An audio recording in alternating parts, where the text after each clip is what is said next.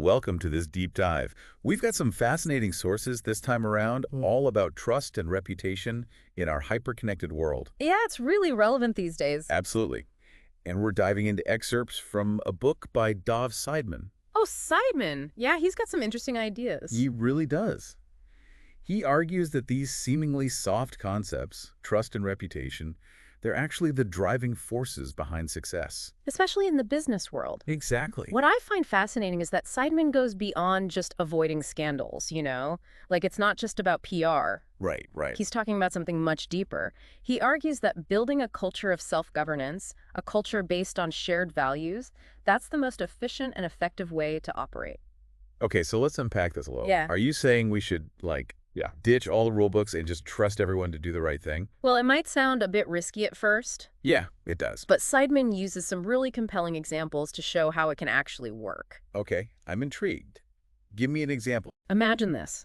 If everyone in a company truly believes in the company's values, and they see those values reflected in every action, every decision, they become self-regulating. It's like they have this internal compass guiding them, helping them make the right choices. So instead of relying on this rigid set of rules, you're relying on this shared understanding, these shared principles. Precisely.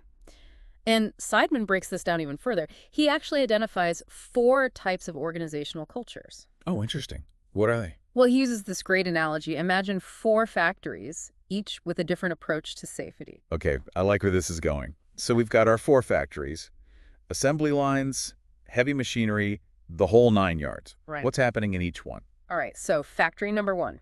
Picture this. Total chaos. No safety measures whatsoever, people just doing whatever they want, no regard for the rules. Sounds like a recipe for disaster. Exactly. Now, factory number 2 is all about blind obedience. Everyone has to wear hard hats, but no one knows why. They're just following orders. Okay, so not much thinking going on there. Ooh. What about factory number 3? This one's interesting. They have rules and regulations everywhere. Safety manuals, training programs, the works. But here's the catch. Yeah. When push comes to shove, people are more concerned with pleasing their superiors than actually following those rules. It's all about appearances. So it's a culture of, pretending to care about safety, but not really. Exactly. They're operating in this gray area where self-interest trumps actual safety, which, as you can imagine, is a pretty dangerous place to be. Yeah, that sounds like a lot of wasted effort and a huge potential for things to go wrong. Now, factory number 4, this is where it gets really interesting. In this factory, safety isn't about blindly following rules. It's about a shared belief in protecting themselves and their colleagues. Okay, so they understand why safety matters. Exactly. They take personal responsibility because they see the value in it, not because they're afraid of getting punished. So this is Seidman's values-based self-governance model in action. You got it. It's about creating a culture where people are intrinsically motivated. They're doing the right thing because they believe it's the right thing to do, not because they're afraid of the consequences. I like it. This internal compass idea really resonates with me. But how does this actually play out in the real world? Can you give me some examples of companies that are doing this well? Absolutely. One of the most famous examples is Johnson & Johnson. They have this credo written way back in 1943 that puts the well-being of their customers, employees, and communities ahead of profits. Okay, but a lot of companies have mission statements and credos. How do we know they actually live by it? Well, think about the Tylenol crisis back in 1982. Oh, yeah, that was huge. When faced with that massive product tampering scare, their commitment to their credo led them to pull Tylenol off the shelves nationwide. Wow, yeah. They prioritized public safety over short-term profits, which was a huge risk. It was, but it paid off in the long run. Right, absolutely. It actually strengthened their reputation and built even deeper trust with their customers. That's a powerful example of how doing the right thing, even when it's incredibly difficult, can actually be good for business. What other companies are embracing this self-governing approach? Another great example is Nordstrom. They're famous for having this incredibly simple employee handbook. I've heard about that. What's it say? It basically boils down to one rule. Use good judgment in all situations. Wow, that's a lot of trust. Yeah. But how do they make sure that this level of freedom doesn't lead to chaos? Well, it's not about letting things run wild. They create a culture of open communication where employees feel comfortable asking questions and seeking guidance. So it's about providing the support and resources people need to make good decisions, not about micromanaging every little detail. Exactly. And they're very transparent with information. Information isn't hoarded or controlled. It flows freely. So Nordstrom isn't just giving employees autonomy, they're giving them the tools and information they need to make those informed choices. Precisely. Now, another company that comes to mind is Southwest Airlines. They've always had this reputation for having a very unique and strong company culture. Yeah, they seem to do things differently. You do, and a big part of that is their commitment to self-governance. They foster the sense of ownership and autonomy among their employees. And how does that translate into success? Well, it leads to a more positive and engaged workforce. Makes sense. And that positive energy, it spills over into the customer experience. Happy employees lead to happy customers, which leads to a thriving business. So it's a virtuous cycle that starts with trust. Exactly. Okay, so we've seen how this plays out in companies like Johnson & Johnson, Nordstrom, and Southwest.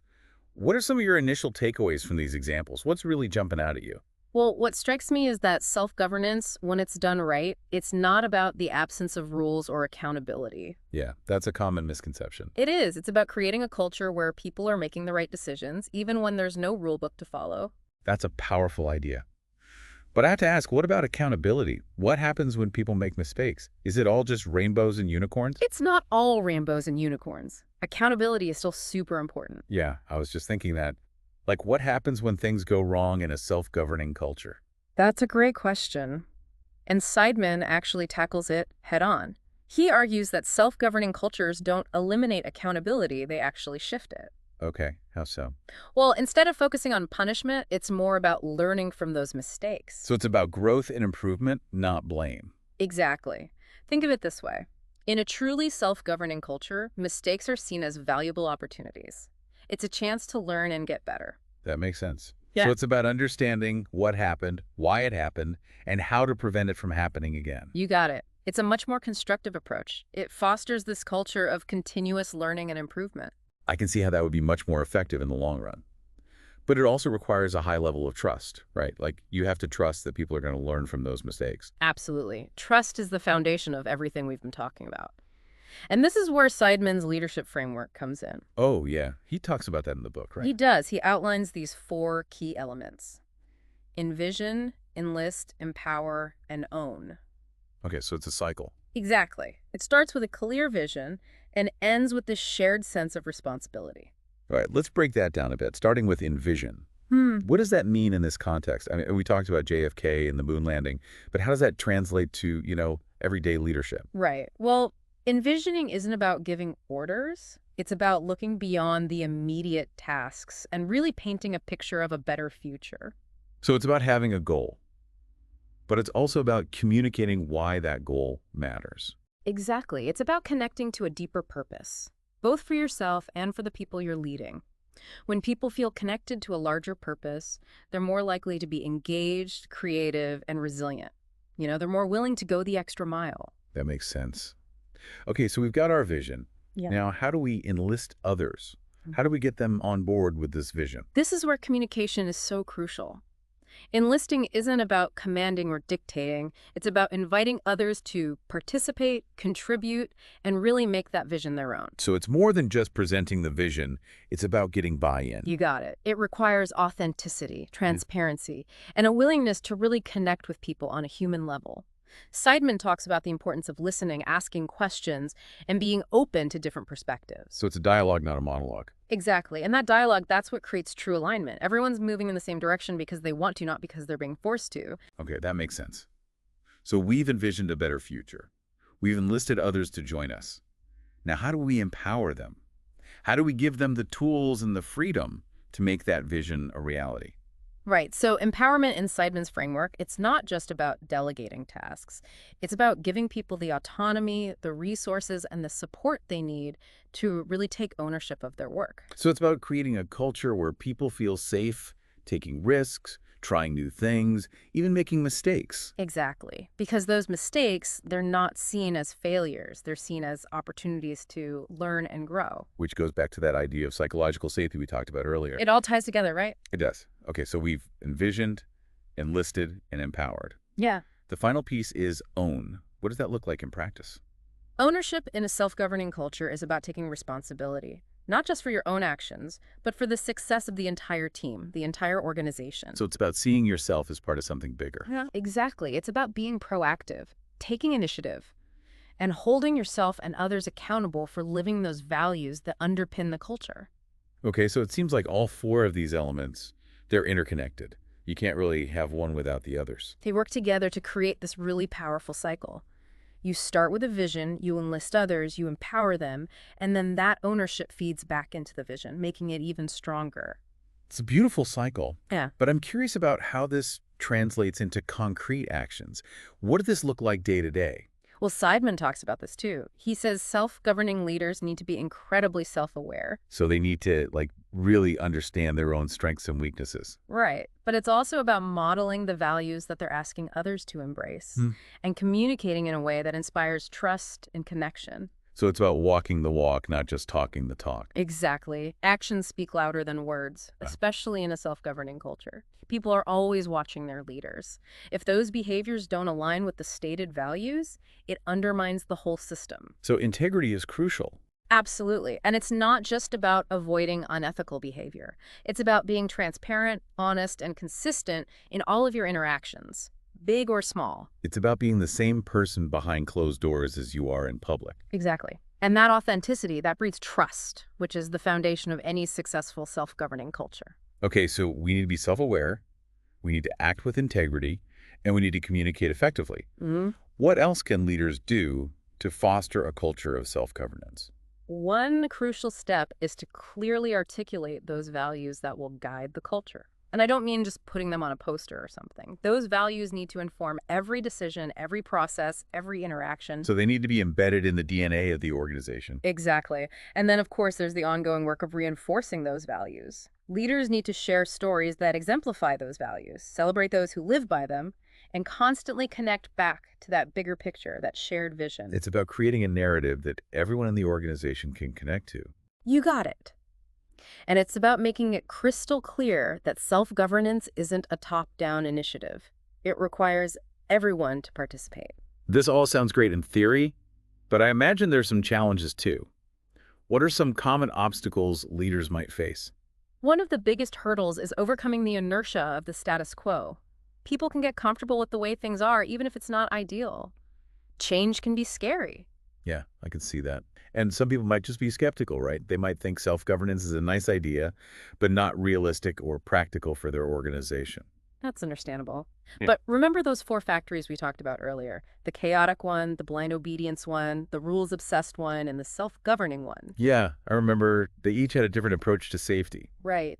Those first three models, they might seem more familiar, more comfortable, but ultimately they're just less effective. They don't tap into the full potential of the people within the organization. So how do you win over those who are resistant to this idea of self-governance? How do you build that buy-in? It takes patience, persistence, and a willingness to address those concerns head on.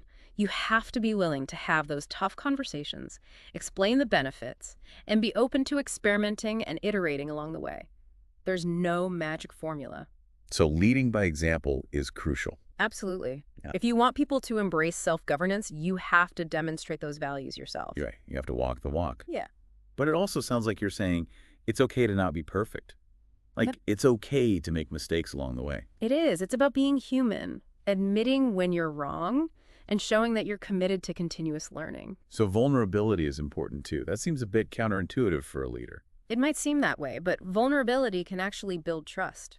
It shows that you're not afraid to be human, which makes you more relatable and approachable. That makes sense. Okay, so what about those who are still hesitant?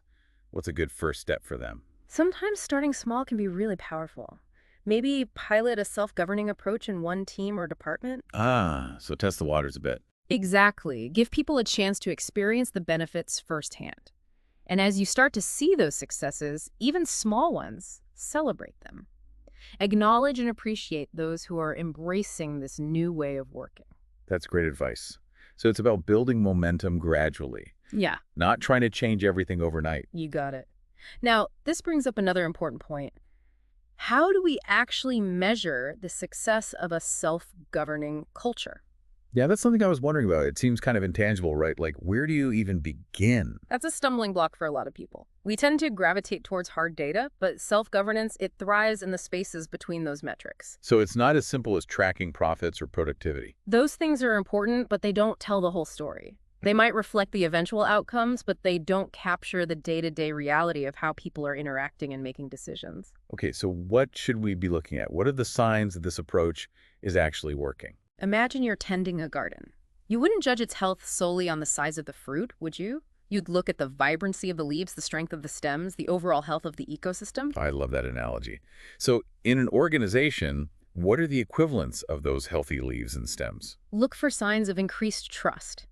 Do people feel comfortable sharing ideas, admitting mistakes, offering feedback? Are they willing to challenge the status quo without fear of reprisal? That open communication, that seems to be a key theme here. It is observe how decisions are made. Is there a collaborative spirit? Are diverse perspectives being considered? Do people at all levels feel a sense of ownership? It's about moving away from that top-down mentality, creating something much more dynamic and inclusive. Exactly. Right. And sometimes the simplest approach is the most effective. Just ask people how they feel about the work environment. Do they feel valued, trusted, empowered? That's a good point. Sometimes we overcomplicate things. So let's say we're seeing those positive signs. What are some concrete steps leaders can take to actually build and sustain a culture of self-governance? So we've been talking about self-governance for a while now and how to make it work. Yeah, we've covered a lot of Seidman's ideas, real-world examples, the leadership framework. It's really fascinating stuff. And in part 2, we left off talking about how to actually measure the success of a self-governing culture. Right, because it's not always obvious. Exactly. It feels kind of intangible. Like, how do you quantify trust or ownership? That's a great question. And a lot of people get stuck on that. We're so used to looking at hard data, Yeah, numbers and metrics. But self-governance, it doesn't always fit neatly into those boxes. It's more about those subtle shifts in behavior and attitude. So it's not just about tracking profits or productivity. Those things are important, but They are, but they don't tell the whole story. They might show you the results, but they don't show you how you got there. okay, so if we can't rely on those traditional metrics, what should we be looking for? What are the signs that self-governance is actually working? Think of it like a garden. You wouldn't judge the health of a garden just by the size of the fruit, would you? No, of course not. You look at the leaves, the stems, the overall health of the ecosystem. Okay, I see what you're saying. So in an organization, what are the equivalents of those healthy leaves and stems? Well, one of the biggest indicators is trust. Do people feel comfortable sharing ideas, even the crazy ones? Right, that psychological safety we talked about. Exactly. And do they admit when they make mistakes without fear of being punished? That's huge, because everyone makes mistakes. Exactly. And are they willing to give feedback, even to those in positions of authority? So it's about open and honest communication up and down the hierarchy. Precisely. Another thing to look at is how decisions are being made. Is there a sense of collaboration? Are diverse perspectives being considered? And do people feel like they have ownership over the outcomes? Exactly. It's about moving away from that top-down, command and control mentality. Towards something more organic, more inclusive. And sometimes the best way to measure success is to just ask people, how do you feel about working here? Do you feel valued, trusted, empowered? Simple, but effective. Yeah, We often overthink these things. we do. So let's say you're seeing those positive signs, those healthy leaves and stems. What can leaders actually do to build a sustainable culture of self-governance? Yeah, where do we even begin? Well, it starts with you. Leaders have to be the change they want to see. You can't just talk about trust and ownership. You have to live it. Right, you have to be the example. Exactly. And that means being vulnerable, admitting when you're wrong, showing that you're always learning. So it's okay for leaders to not have all the answers. It's more than okay, it's essential, because nobody's perfect. And when leaders are willing to be vulnerable, it creates the space for others to do the same. It builds trust and authenticity. Exactly. And once you've established that foundation of trust, you need to make sure those values are crystal clear, not just empty words on a poster. I have to be integrated into everything the organization does. Right. Hiring, promotions, decision-making, everything.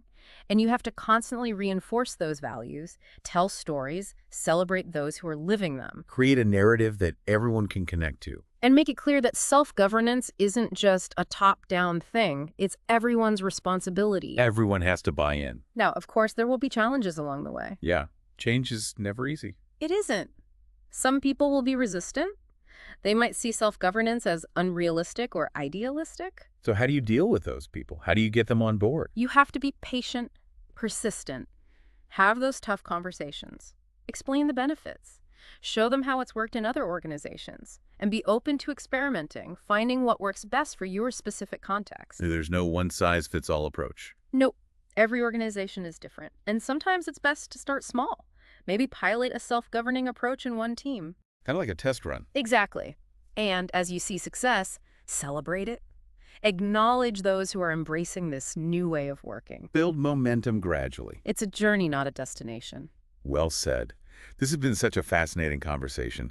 I've learned so much about self-governance. Me too. It's really powerful stuff. As we wrap up, what's your final thought for our listeners?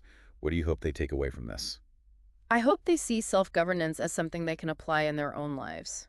Not just at work, but in their personal relationships, in their communities. It's about taking ownership, living by your values, and building trust with those around you. Beautifully put. It all starts with each of us. And that's a great place to end. Thanks for joining us on this deep dive into the world of self-governance. It's been an incredible journey. It has. Thanks for having me.